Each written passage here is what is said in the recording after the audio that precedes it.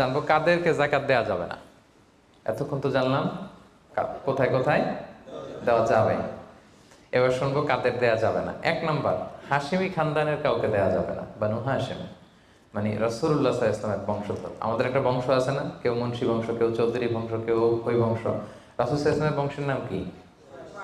হ্যাঁ, কুরাইশের হাশিমি খানদানের বংশ ওনার, বানু হাশিম। ওনারা কুরাইশ হচ্ছে অনেক বড় একটা গ্রুপ, এটার মধ্যে বানু জাহারা আছে, বানু হাশিম আছে। তো এখানে রাসূল সাল্লাল্লাহু আলাইহি ওয়াসাল্লাম হচ্ছেন বনু হাশিম। বনু হাশেমের লিনিয়েজে যারা আসবে, আপনি যদি জানতে পারেন তিনি বনু হাশেম, আপনি জাকাত দিতে পারবেন না, ওনারা জাকাত খেতে পারবে না। তাদের মধ্যে এখন যদি কেউ গরিব থাকে, আপনি অন্য ফান্ড থেকে দিবেন, এমনি চ্যারিটি করবেন, কিন্তু জাকাতের টাকা আমাদেরকে দেওয়া যাবে না, যেহেতু নবীর বংশের সম্মানিত। জাকাতের খেজুর একবার মদিনায় স্তূপ করে রাখা। রাসূল সাল্লাল্লাহু আলাইহি ওয়াসাল্লামের ছোট নাতি হুসাইন রাদিয়াল্লাহু তাআলা আনহু, তখন তো ছোট পায়ে হাঁটতে হাঁটতে যে ওই জাকাতের একটা খেজুর নিয়ে খাওয়া শুরু করছে। বাচ্চা থাকতে তো সবাই আমরা এরকমই করতাম, খাবার পেলেই কি বিস্কিট দেখলে, চকলেট দেখলে এটা কার, আমার না কার, ওটা দেখার বিষয় না, আগে মুখে দাও। তো হোসেন রাদিয়াল্লাহু তাআলা আনহু জাকাতের খেজুর তো উনি বোঝে নাই, উনি হাঁটতে হাঁটতে যে জাকাতের খেজুর খাওয়া শুরু করছে। রাসূল সাল্লাল্লাহু আলাইহি ওয়াসাল্লাম দূর থেকে দেখে উনি দৌড়ে গেলেন, যে বললেন কিহ কিহ। হাদিসে আছে শব্দটা, আরবিতে বলে কিহ কিহ, মানে আমরা বাংলায় কি বলি ওয়াক থু, থু মেরে ফেলে দাও, থুতু ফেলো যেটা বলি। রাসূল সাল্লাল্লাহু আলাইহি ওয়াসাল্লাম বললেন লা তা'লাম আন্না লা নাকুলু সাদাকা। নানা ভাই, তুমি কি জানো না যে আমরা সাদাকার মাল খেতে পারি না?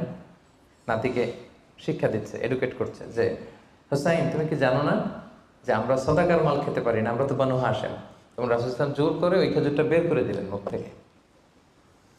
তাহলে বনু হাশিমের কাউকে দেওয়া যাবে না। অমুসলিম কাউকে জাকাত দেওয়া যাবে না, এক্সেপ্ট ওয়াল মুআল্লাফাতি কুলুবুহুম। যদি এই ইস্যু হয় যে এটা দিলে ইসলামের প্রতি তার একটু আকর্ষণ বাড়বে, এরকম হলে দিতে পারবেন, ইন জেনারেলি দেওয়া যাবে না। 3 নম্বর হচ্ছে ধনী কাউকে জাকাত দেওয়া যাবে না। যার টাকা আছে এরা জাকাত দেওয়া যাবে, পয়সাওয়ালা কাউকে না। তবে এখানে এক্সেপশন হচ্ছে ওই যে ওয়ালা আমিলিনা আলাইহা, সেন্টারে যদি জব করে স্যালারি দেওয়া যাবে। পথিক হয়ে যদি নিঃস্ব হয়ে যায়, আসলে ধনী তো রাস্তায় টাকা পয়সা হারাই ফেলছে, তাকে দেওয়া যাবে। আল্লাহ রাস্তায় জেহাদ করতেছে, ধনী, কিন্তু জেহাদের সামগ্রীর মধ্যে যদি জাকাতের সম্পদের কিছু থাকে, ওটা উনি ইউজ করতে পারবে। 4 নাম্বার, ঔরসজাত সম্পর্কের কাউরে জাকাত দেওয়া যায় না।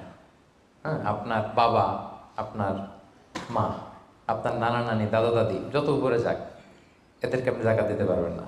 আপনার নিচের যারা, আপনার ছেলে মেয়ে, আপনার নাতি নাতনি, এদের ছেলে মেয়ে ছেলে মেয়ে ছেলে মেয়ে, যত যাবে, যত নিচে যাক, জাকাত দিতে পারবেন না।